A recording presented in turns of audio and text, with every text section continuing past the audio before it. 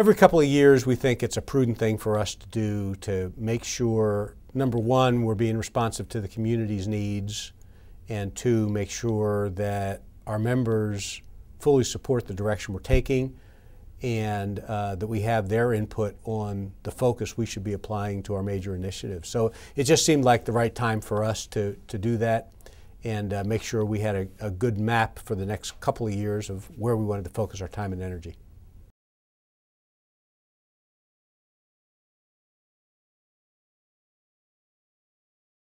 I would say in general the priority of this committee is to establish a business-friendly public policy. Within that general description, we primarily accomplish this through a program that we've had called Partners in Governance. There's a tremendous consensus around the core initiatives: business-friendly public policy, transportation, aviation, things of that sort. But we also realized is that we felt we needed to do more to reach out to Illinois. We need to understand the issues even more than we do today. The statewide transportation issue, our focus now is merely a public awareness such that we can posture the issue properly, that we could go forward with some form of either legislation or ballot initiative. I think it's important to recognize that while these are our goals and initiatives, that they cross over all the other initiatives that RBC has. We certainly have a major initiative as far as K through 12 education. If it was a situation, and we think potentially there is, where legislation would be beneficial to help that, that certainly would be a goal of this committee.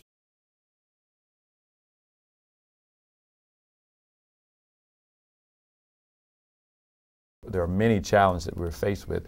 As you all know, the St. Louis Public Schools, in my opinion, are in the middle of a crisis. Therefore, we have to really narrow our focus and look at priorities in order to accomplish the many tasks that are before us. And one of the major tasks and priorities will be to bring stability to the district through our support of the Special Administrative Board, in addition to very focused areas such as the support of new teachers program, leadership in the schools, and more specifically some of our support with the Teach for America program.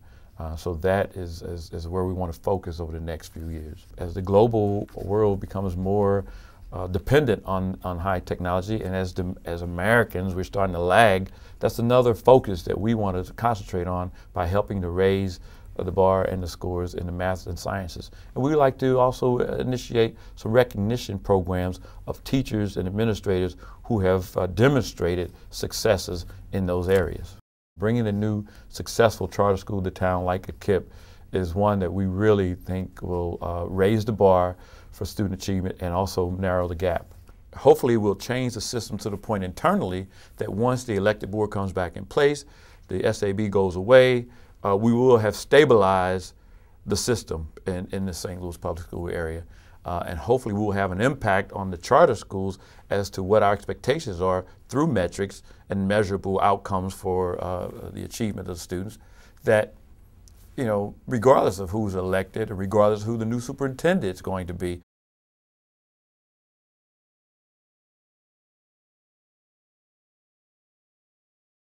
The Diversity Committee's main priorities involve the promotion and retention of minorities in all businesses, as well as the strengthening of minority-owned businesses. The biggest challenge we face is being able to measure what we feel so strongly about. Diversity in St. Louis is something that's, I'd say it's fallen behind for a long time, and we're just now at a point where we've created enough of a stir around the community where things are starting to happen.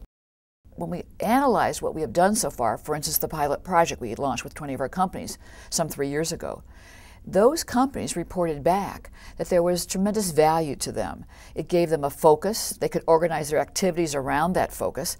And frankly, we brought some resources to the table. People really knew how to begin these kinds of programs in companies that our members found very helpful to them.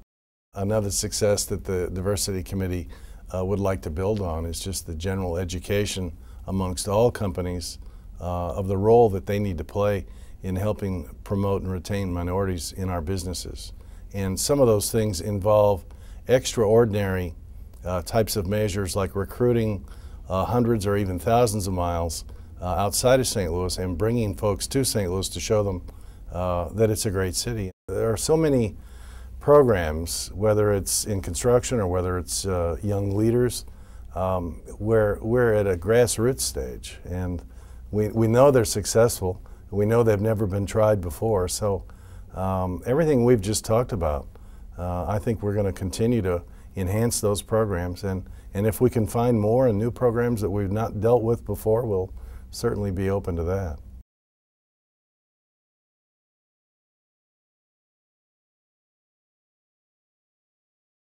The major priorities for the committee are to attract and retain a diversified workforce while also approaching and assisting higher education's role in economic development.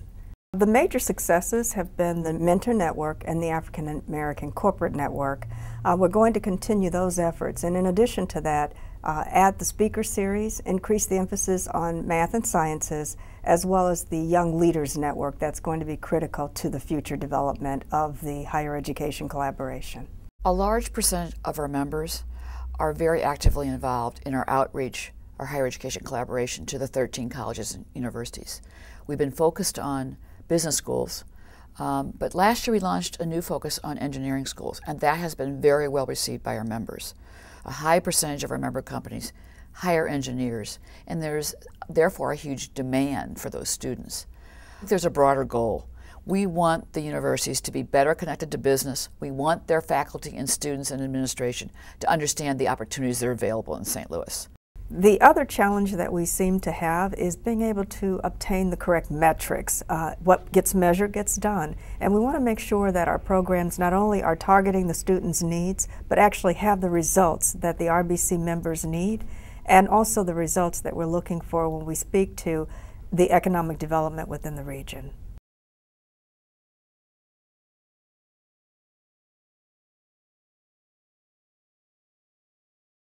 Quality of Life is an interesting committee because really it's an umbrella committee for the activities that we're involved in, high impact in the community. I think the most important thing that we learned as a committee through the planning process was that we have these long-term commitments to the United Way and social venture partners, and that as we judge our future successes, we need to have high-impact opportunities such as the Arch Ground, the Final Four, dome issues, ZMD from time to time, Forest Park, where we can make a difference in a quantified time limit with measurable goals and objectives and then move on.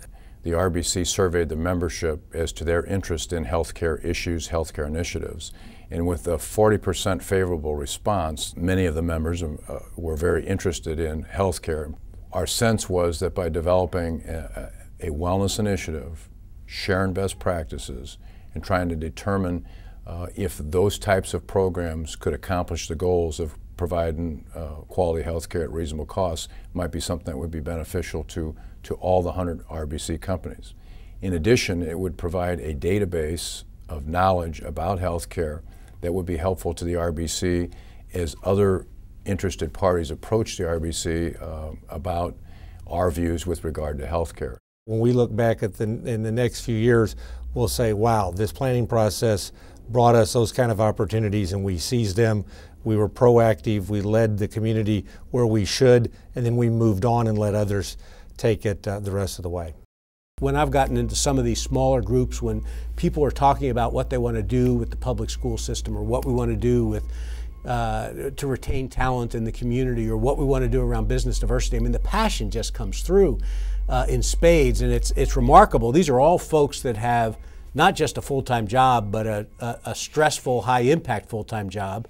And they have this time and energy that they commit to our initiatives that is just remarkable.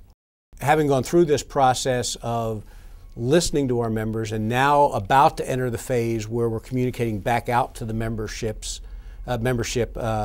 what our preliminary findings are, and then in about another month we'll come back out to the board and the community and say, here's our direction going forward. I think we'll have everybody focused on the same goals and we'll have everybody rowing in the same direction to accomplish those goals and strategies.